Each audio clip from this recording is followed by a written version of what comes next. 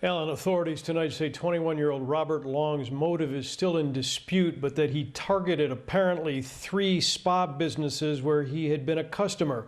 And now Long has been charged in all 8 of the murders using a 9mm pistol that our Atlanta ABC affiliate reports he just purchased the day of the shootings.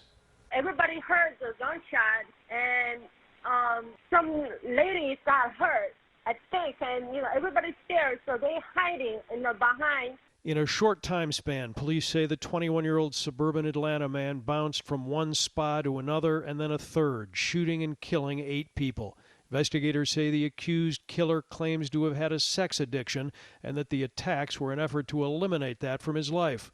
Former Deputy U.S. Marshal in Chicago Ed Farrell tonight tells the I-Team spree killings are almost impossible to prevent, but motives are easier to determine. If you look at it statistically, in 2018, the FBI did a study. 0.7% of spree killers, which this individual is, are motivated by gender. More than 57.5% are motivated by race. So even statistically, it would show that there was some type of racial bias. And as we know, we're starting to uncover that people may have unconscious biases that he's not willing to admit as of yet. Most of the people shot and killed in the spas were Asian women, an unspeakable tragedy, according to an Asian anti-hate organization. Chicago Mayor Lori Lightfoot, a former federal prosecutor herself, today calling what happened a hate crime. This wasn't an accident or random.